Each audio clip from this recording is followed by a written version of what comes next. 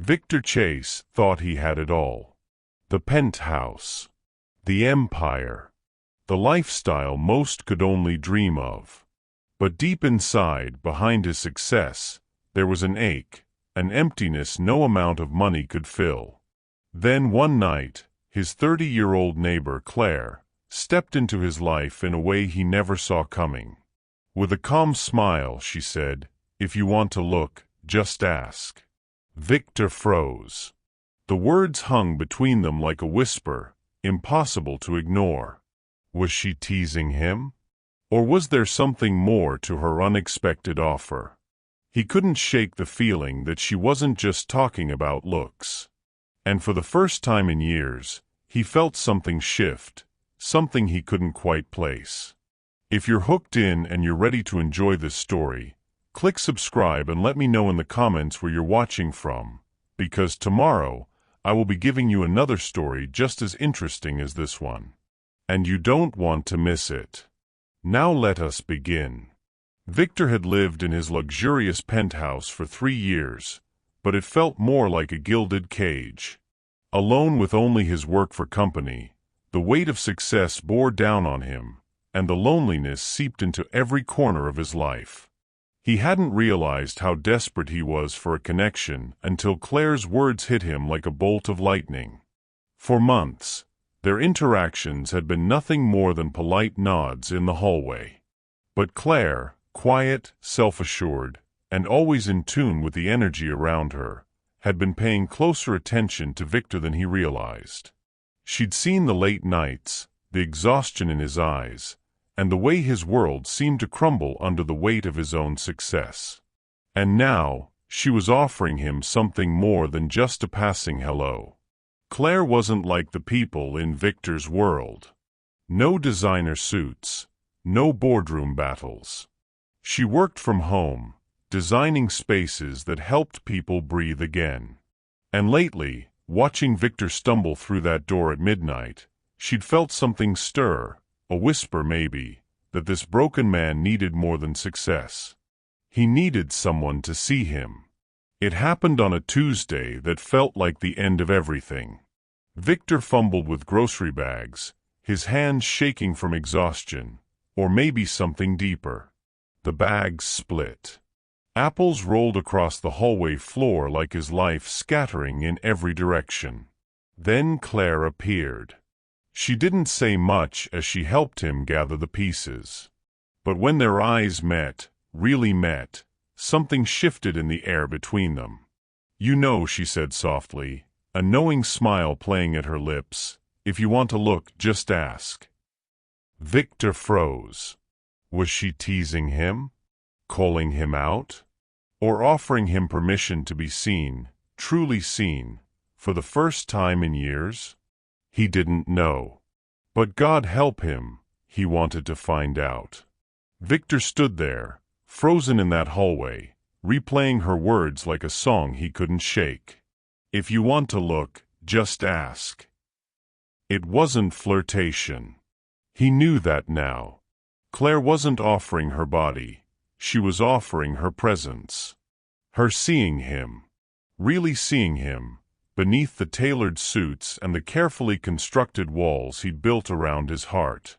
For years, Victor had mastered the art of being untouchable, invincible. But Claire had looked past all of it with those calm, knowing eyes and seen what he'd been hiding even from himself. Exhaustion. Loneliness. A man drowning in his own success. And somehow, she wasn't running away. She was standing still waiting, offering him something he'd forgotten existed. Grace. The muffins appeared first. Blueberry. Still warm. A small note tucked beneath the plate. Thought you could use something homemade.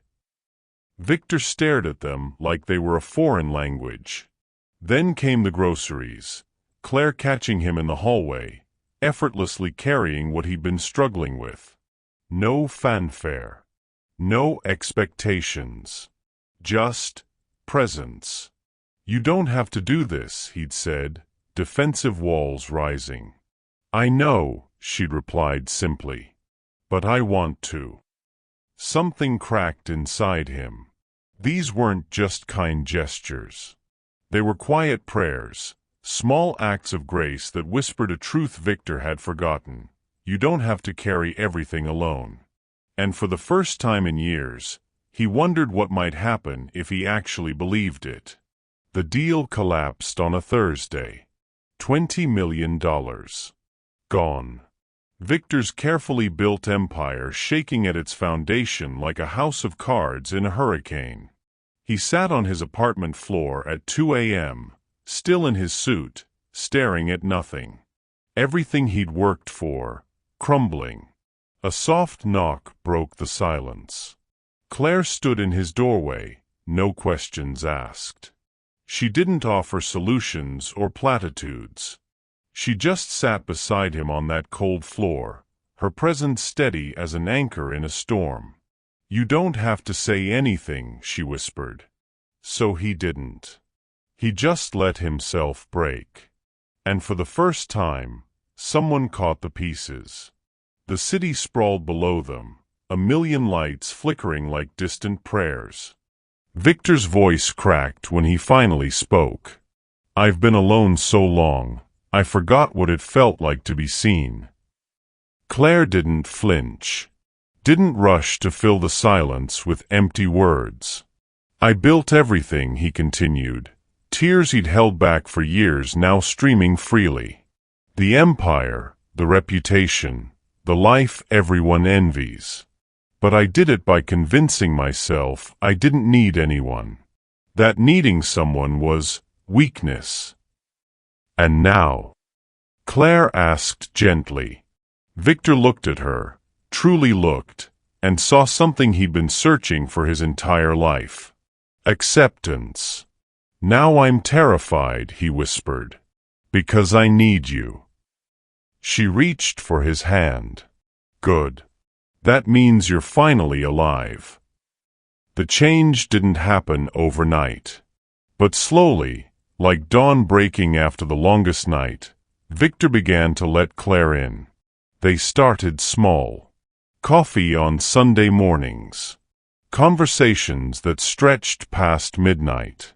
Victor talking about more than deals and deadlines. Claire sharing the dreams she'd tucked away in her sketchbooks. For the first time, success felt different to him. It wasn't about the next conquest or the bigger office. It was about this, sitting across from someone who knew his brokenness and stayed anyway. You're different now, Claire observed one evening, studying him with those perceptive eyes. Victor smiled. A real one. You make me want to be. She squeezed his hand. You always were, Victor. You just needed permission to believe it. Victor stood on that same balcony where he'd once confessed his loneliness, but everything felt different now. The city still glittered below. His bank account hadn't changed. The empire still stood, rebuilt, stronger even. But none of that mattered anymore. What mattered was Claire's laughter floating from the kitchen. The warmth of shared meals. The sacred ordinary moments he'd spent a lifetime avoiding. He'd spent years chasing wealth, believing it would fill the emptiness. But standing here now, he understood the truth that had been waiting all along. The richest life isn't measured in dollars or deals. It's measured in presence, in being seen, in loving and being loved. Claire had given him something no amount of money could buy. She'd given him himself back. Thank you for watching this story to the end. If you enjoyed this story, you will surely love the next one. It's as interesting and even more intriguing as can ever imagine. So do check it out.